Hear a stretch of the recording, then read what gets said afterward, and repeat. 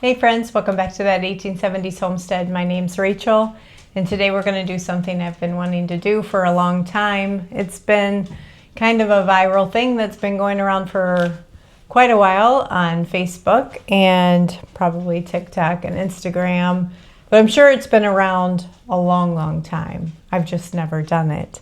And that is, after the holidays, cranberries by the bag are always a huge steal.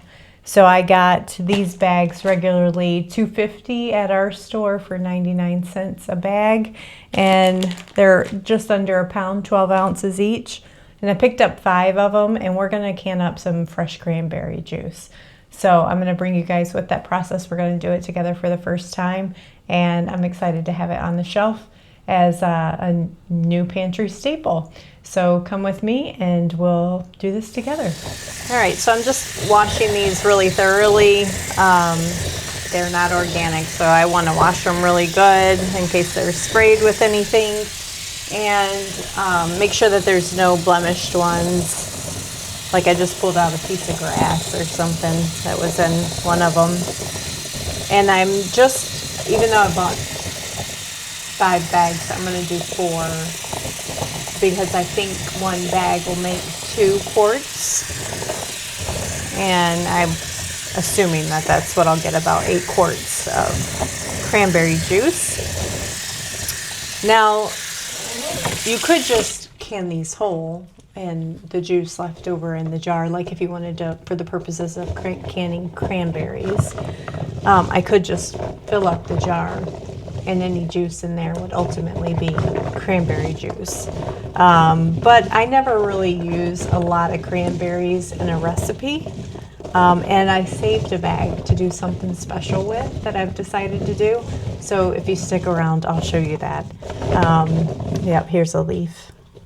So just wash them thoroughly. There might be leaves or grasses, things in your bag. Okay, I picked out a handful of bruised or crushed cranberries and then some grass and stuff like that.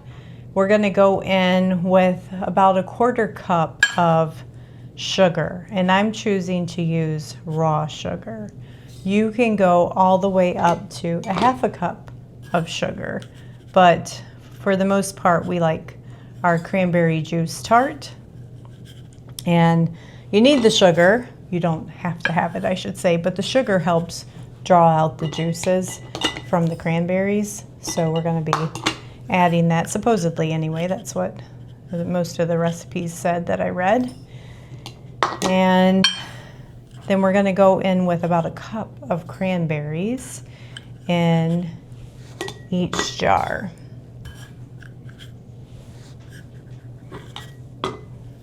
Alrighty. Questions I was asking myself, because I have like 2 quarts of pineapple juice in the fridge from the holidays. I was wondering if I could just put pineapple juice instead of sugar in there, if that would help. I would imagine it would, but we didn't do that. We're going to save the pineapple juice, though, a little bit of that for the next recipe. I'm so excited for that one. And I am a person that, in my youth anyway, and from time to time as an adult, get urinary tract infections. Maybe you refer to them as UTIs. And cranberry always clears it right up for me. So at the first indication of I might be getting something, I start taking, nowadays, cranberry supplement. And it'll be nice to have this and the next recipe I'm making on hand. So I have my own cranberry source of healing with all the good antioxidants, I have magnesium, all kinds of goodness in here. So I feel like I'm getting way more than, because the gal's recipe, and I can't remember who it was right now that I read, said 1 bag for every 2 quarts, or 1 bag for 2 quarts to split them, but that's way more than 1 cup of cranberries. So maybe we'll save these because I'm just going to do 8 right now.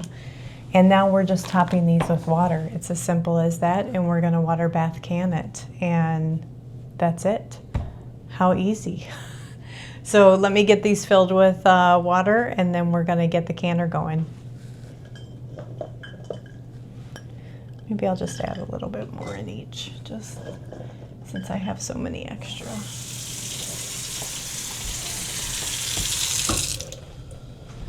I've got the steam canner warming up behind me. I don't think I'll fit all 8 quarts in. So we're gonna see how the next recipe goes, and maybe I'll be able to do a second round here. So just put on your flats. I'm not bothering wiping my rims clean. You certainly can. They're already clean jars, and I got nothing on the rims. But you should. That's safe canning practices. And then we're putting our flats on. I need small ones for those. And put our, one more. And then we're gonna water bath can this or steam can it for 25 minutes.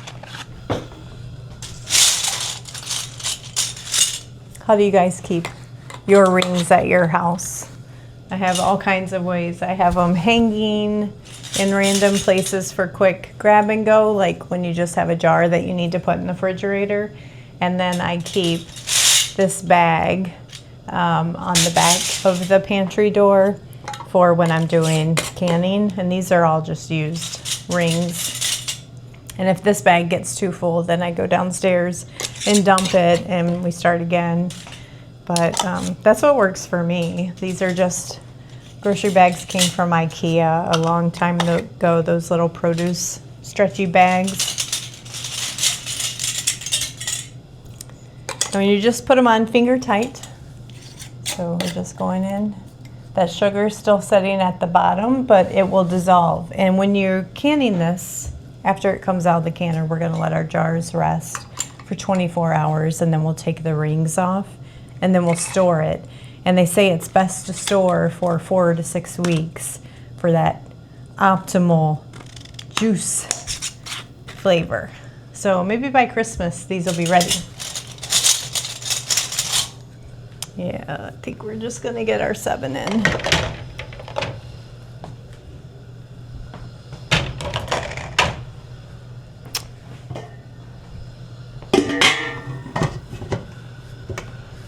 All right, so let's move on to what I'm really excited about. I need to go get another jar though. I'll be right back. Gotta keep my eye on that. So for this one, I got my big pot of honey, cinnamon, and ginger, and we're gonna make some honey fermented cranberries.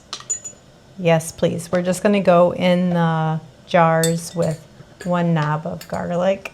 Ew, oh my God, no, not garlic, ginger. A knob of ginger. And this is just dried garlic because that's what I have on hand, but it'll work good. And then we're gonna put 1 cinnamon stick in. And they're small cinnamon sticks, so just little size ones. This will make a great Christmas gift. So I'm gonna hope this ferment will be done in time. Like the bubbles in the active ferment process will be done. It is, what's the date, Todd? December 2nd. It's December 2nd. So I think we'll be good. Hopefully. That's what, 3.5 weeks till Christmas? All right, so now I'm gonna fill my jars with the cranberries. Hope I have enough. I got out 3 jars. Oh, I forgot the pineapple juice. If you don't have pineapple juice, you could use apple cider vinegar, or even apple juice. If you have some apple juice left over, oh, I'm not gonna have enough. Yeah, because I'm only filling this jar halfway. I'm gonna go grab a pint jar instead. And then all we're gonna do is top these jars off with our honey. So I've just got my measure and scoop, and we're just gonna do big scoops. And this is really raw honey. You don't want to use store-bought pasteurized honey for a ferment. You want all that good natural bacteria and goodness from your raw honey. This is going to be tricky to get down in there because it's kind of thick. Let's see. I'm wondering if, now that I know how many cranberries are in here, if I should mix this in a container. Let me do that. That might be better because it's not going to take a lot of honey to cover these cranberries. So that's what we'll do. And a splash of pineapple juice. And this is just going to help to activate the fermentation process. Maybe like a tablespoon or two. So I'm just stirring that really crystallized raw honey in with my cranberries and the ginger and the cinnamon, working that in good with the pineapple juice, and then we're going to put it back. It was just the easiest way for me to get that honey saturated all over the cranberries. Okay. And that was about a cup of my honey. I think I'm going to need a little bit more honey. Let me show you why. Do you see I still have some cranberries exposed? So let me do one more scoop. My hands are washed. Don't worry about that. You wouldn't want to do this if you got dirty fingers, because you don't want to introduce any unnatural germs or bad bacterias. Okay, we'll let that settle down in the jar. It's kind of sitting on top right now, and we'll keep adding. So with this batch, I'll go in with, say, 1.5 cups of honey. Let me check my canner. Not there yet. With that steam canner, it has like a little dial on the top, and you kind of just have to watch it till it gets for your elevation. Like mine is the dark green section. Now this, let me tell you. So while I'm sitting here scooping away, this, how good is this gonna be in tea or a hot cider? Just to scoop it out and put you a big spoonful in there. Or medicine.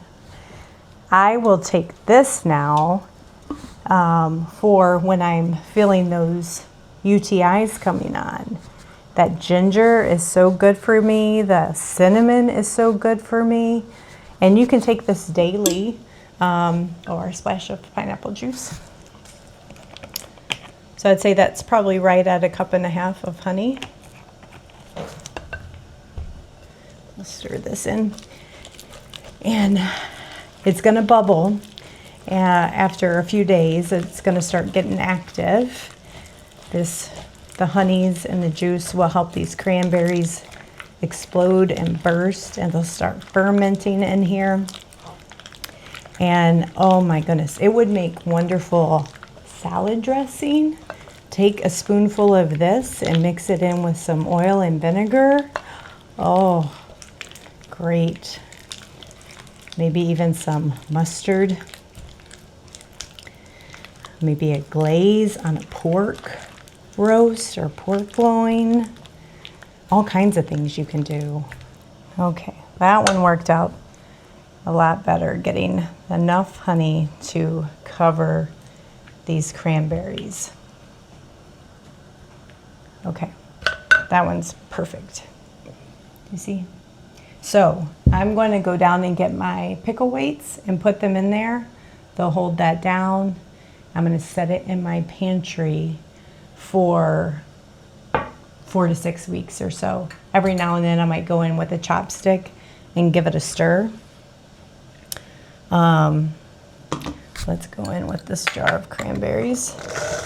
And then I'm not going to use that jar. I'm just going to mix some honey. And then we'll put this amount in a pint. But come back. If you guys aren't subscribed and you're here for the first time, I'd invite you to subscribe. We have all kinds of fun preserving recipes in our Preserving the Harvest playlist. And I like to find not always your typical things, you know, that you see, and get really creative with what I have in my pantry, because I guess from a preparedness perspective, right? Because we do it both to preserve our food and for good, just pantry preparedness. How boring would it be if you only ever had green beans and potatoes and tomatoes and corn on your shelves? And yes, we have all those things, and those are definitely good staples to have. And I grow mostly staple crops, but I love having some variety to just bring that little spice of life to your kitchen. So, okay, that one worked. Just using that chopstick to get that honey down in that first jar. But anyway, I was inviting you guys to hang around with me, subscribe. I'll show you guys not only how this fermented experiment turns out later in the month, but also me taste testing it and using it. I'm gonna wash my hands before I head down to the pantry and get one last jar. And I can start my timer now for 25 minutes.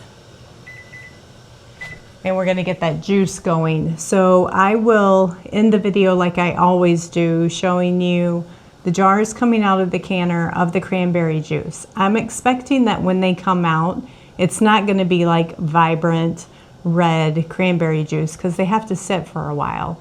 So we'll be interested to see what that looks like together. And then I'll show you these finished jars. I'm not gonna screw a lid on tightly. I'll put a lid on loosely so it can breathe, just like sitting on there. And then I store any ferments and things like that up here in my upstairs pantry so I can keep an eye on it. So I will see you guys later, and thanks for coming with me, and happy holidays, happy Christmasing, and making homemade gifts and all that fun stuff from your kitchen. And I'll see you guys on the next video.